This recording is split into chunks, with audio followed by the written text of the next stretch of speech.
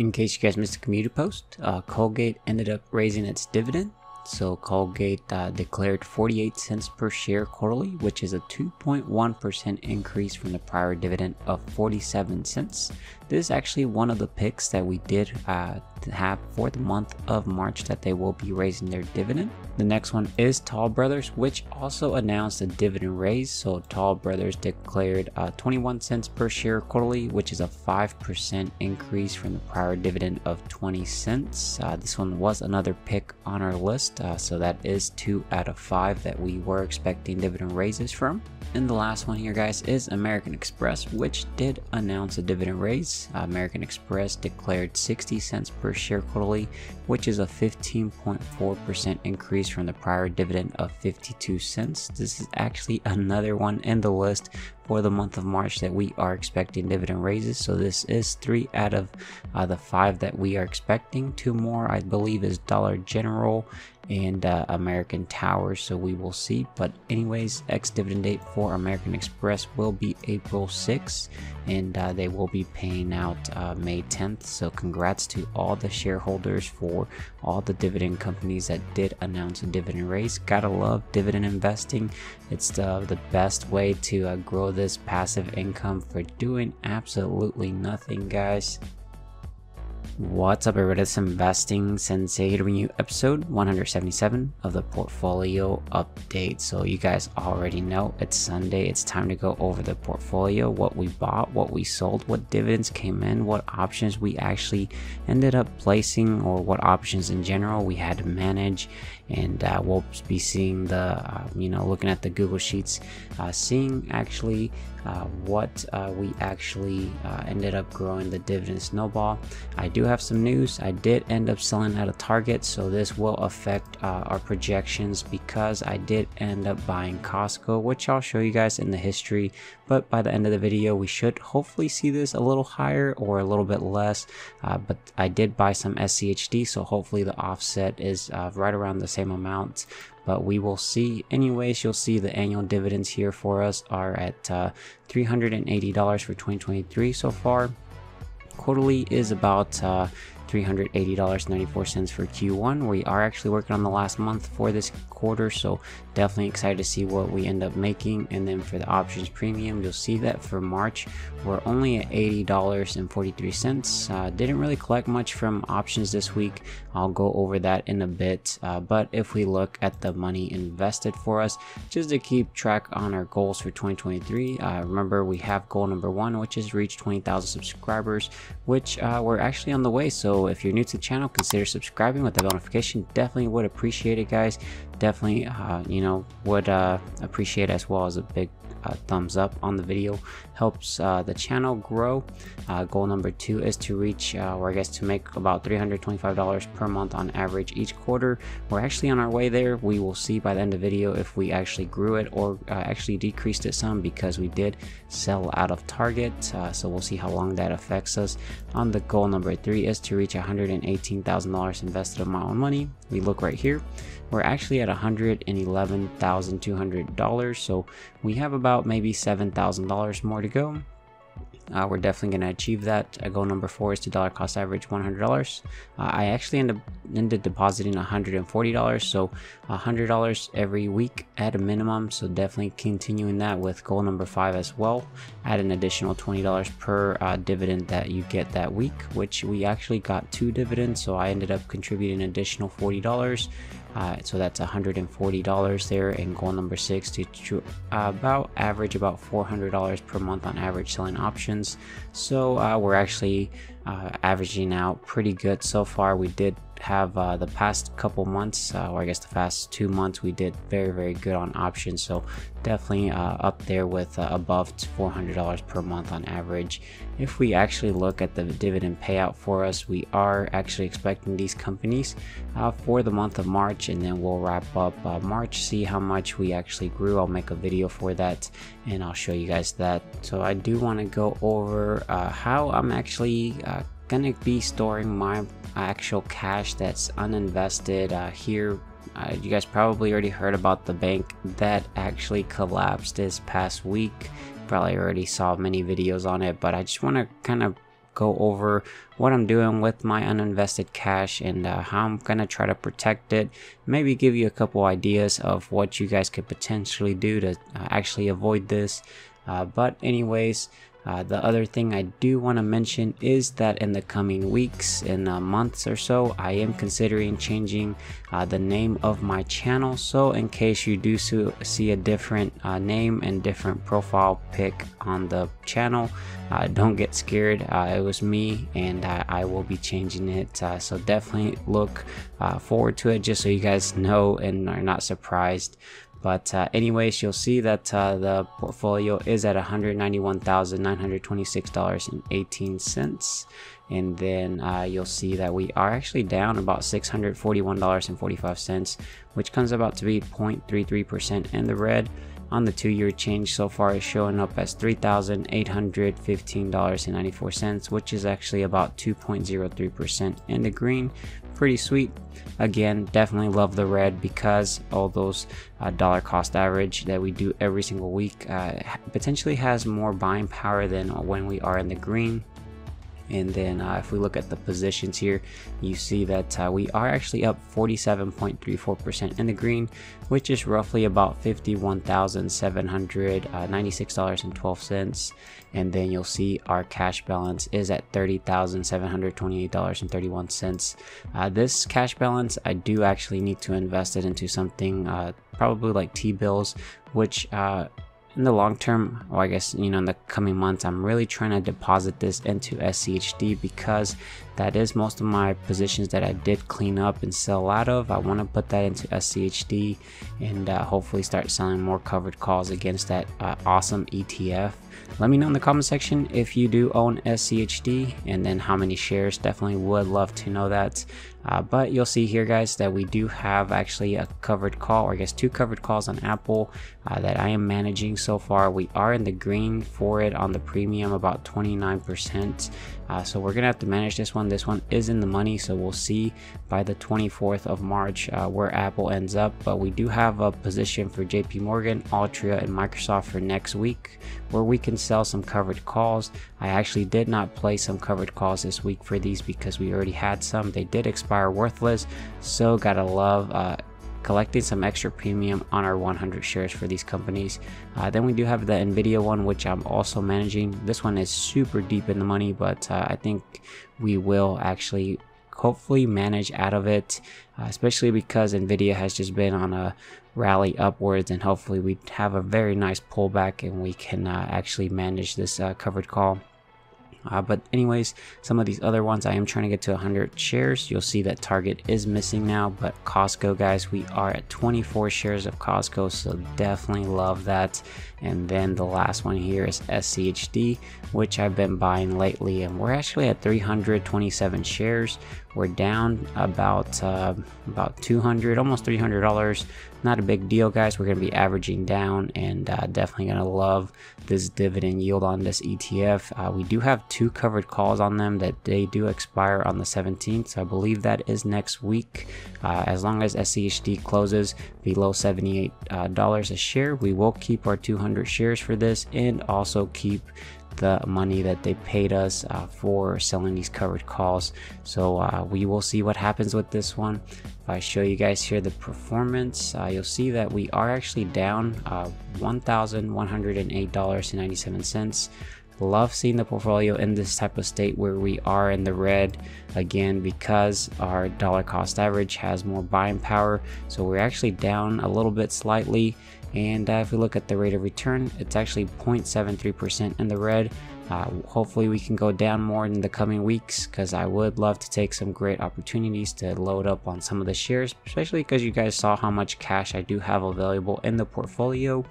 If we look here at the investment income, we're actually at about $3,202.65 is what's our projected. Averagely about per month is about $266.89, which for April we're projected to make roughly about $265.23, and then for May about $109.77. And then for June, $425.66. So we'll see how that turns out, guys. If we look at the history, I'll show you guys everything we ended up doing this week. So you'll see we do have it to start from the 6th of March and all the way to the 12th. And then if we scroll to the very bottom, you'll see that the Altria covered call did expire worthless, so that was pretty sweet there. That was the one from the previous week.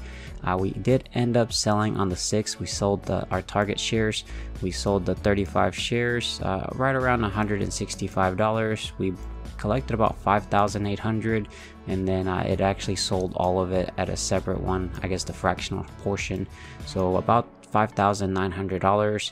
And then we ended up that same day putting a buy order for Costco for 13 shares at about $478. That was roughly about $6,220, and then we actually bought it up to about 24 shares of Costco, so that's very exciting. I know Costco will be doing a dividend raise very soon, so definitely looking forward to that one. On the 6th as well, we did a sell to open on Altria. We did a covered call for $48 strike price that expired on the 10th of March, which was actually this past Friday. We actually collected about $3.35 after fees, and this was actually the only covered call we did do this week, so very slow on the covered calls. Again, the options are a vehicle to try to achieve your financial independence much quicker, but with the covered calls, you remember, don't feel like you have to place them every single week. In my case, the portfolio did go down, the market in general did go down, so a lot of the positions I did not want to place those positions selling covered calls, because this coming week we could actually get a rebound, and then I'm going to be stuck trying to manage those trades. We'll see what happens this week. I'll actually place some covered calls on those other positions. I do have 100 shares, so that is the beauty about selling options. You don't have to, or you can. In the meantime, I will still collect the dividends for the companies I don't place covered calls anyway, so it's not a big deal if I do or don't do that. But you'll see here on the 7th of March, we did actually buy some SCHD. So actually in total, we bought about 25 shares at $74.70. We're trying to load up on this. So SCHD is actually at around $71 or $72, so definitely loving it to go down. And then you'll see on the 8th, we deposited $140, $100 $2 cost average, and then $40 because we did get dividends from 2 companies.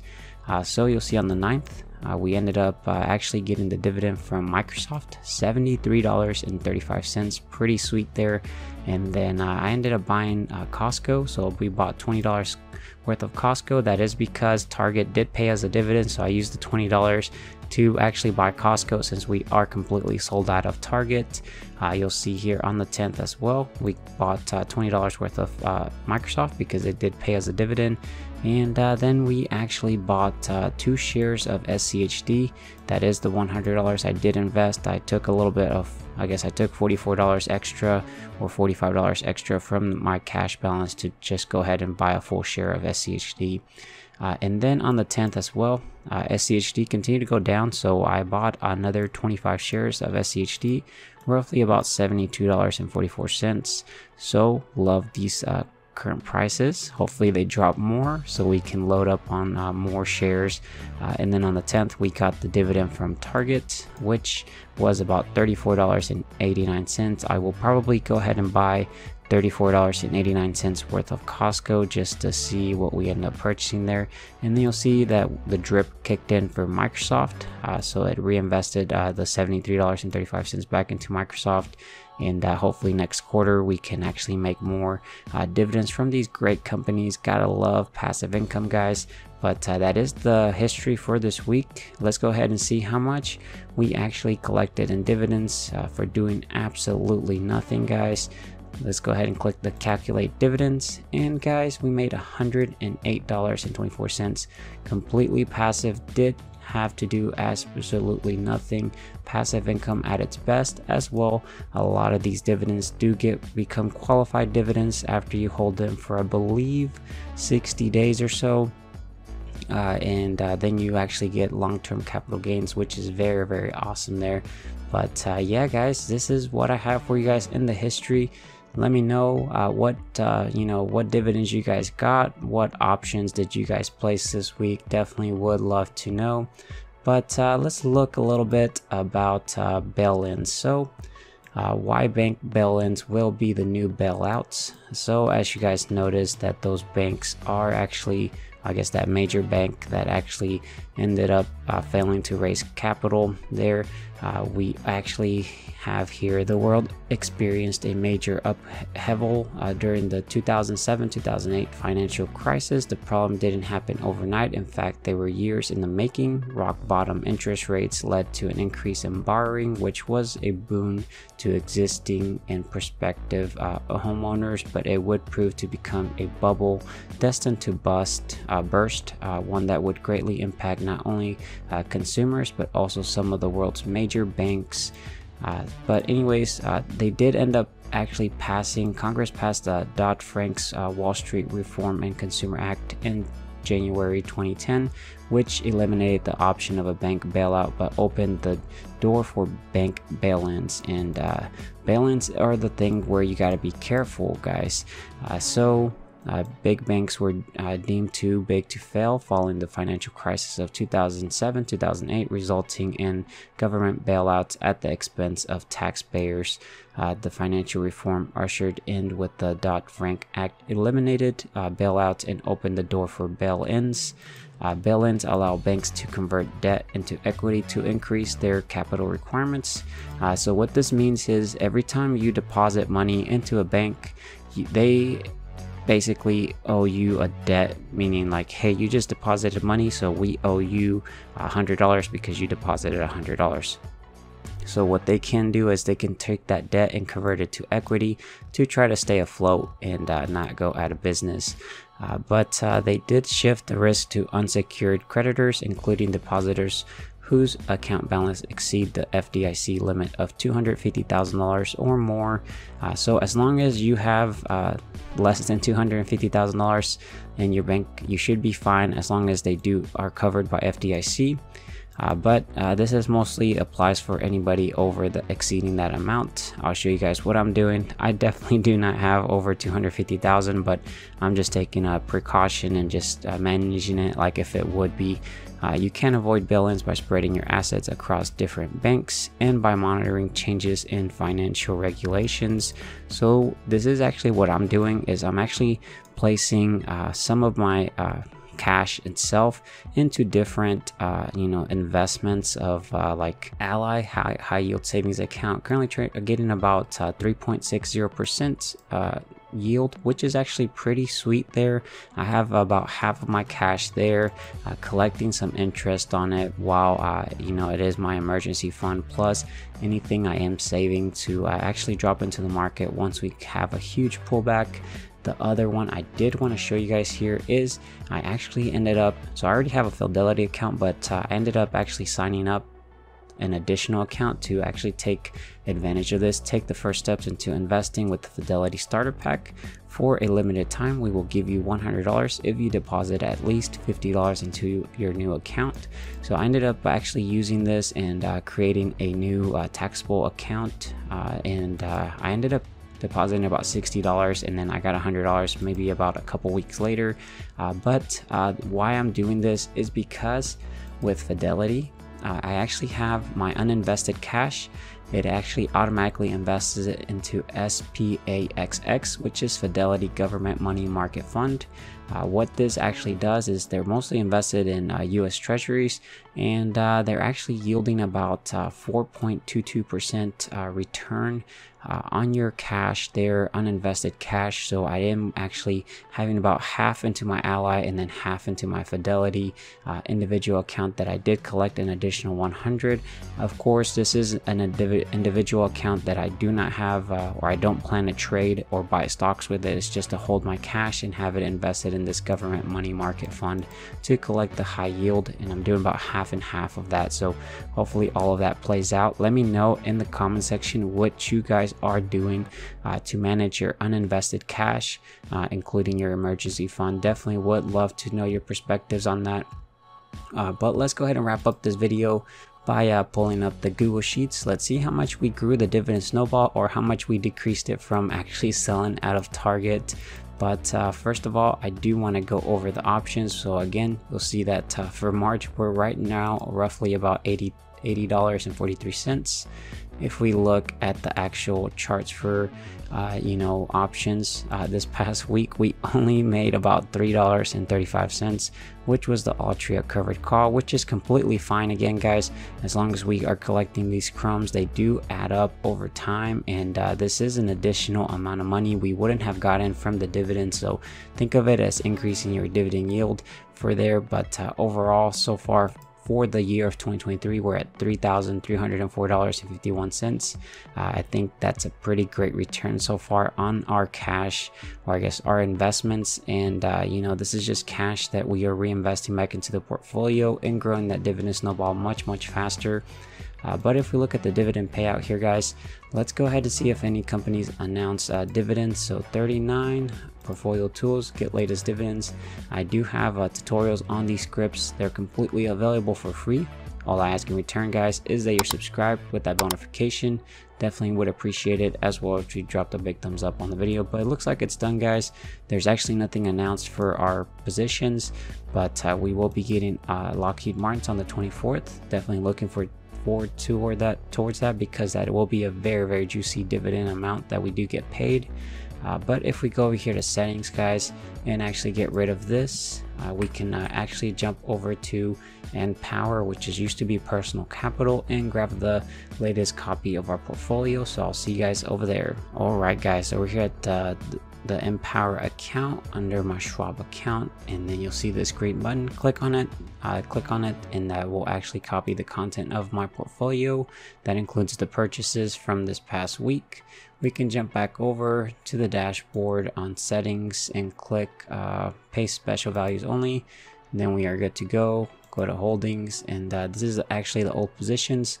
Go to portfolio tools. Once you click portfolio update portfolio holdings, this will get wiped and it'll use the new version we just pasted. So let's go ahead and do that, which will include the new Costco purchases and the sell out of Target. So we will give it a second. And guys, looks like on the dividend yield, we are at 1.63% compared to 1.58%. That's probably because the portfolio did move down in value. Yield on cost, which is 2.87% compared to 2.92%. And then on the yearly, we're projected to make $3,134.59 compared to $3,092.84. So we did go up, and I think it was because all the purchases of SCHD we did make, because again, Costco does have a very low dividend yield, but an amazing 5-year CAGR. On the month, we're actually projected to make about $261.22 compared to about $257.74. On the week, we're projected to make about $60.28. So we went up about almost $1. And then on the day, $8.59. We went up about 12 cents. Pretty sweet there. On the hour, we're actually making one more penny every single hour. So that's pretty sweet, 36 cents. And then on the hourly work wage, this is if our portfolio was to go work a 40-hour work week, they would actually get paid an hourly rate of $1.51. That's pretty sweet. Hopefully we can eventually get that to minimum wage, and we'll see how long that takes. But this is actually all I have for you guys. Again, don't forget to subscribe with that notification. If you have not done so already, drop a big thumbs up on the video. Definitely would appreciate it. And if you stuck all the way to the very end, be sure to drop a hashtag cash, because we are trying to keep some cash around and trying to manage it so we can take these great opportunities when stocks do go red. But I will talk to you guys later. Take care, stay safe out there. Bye, guys.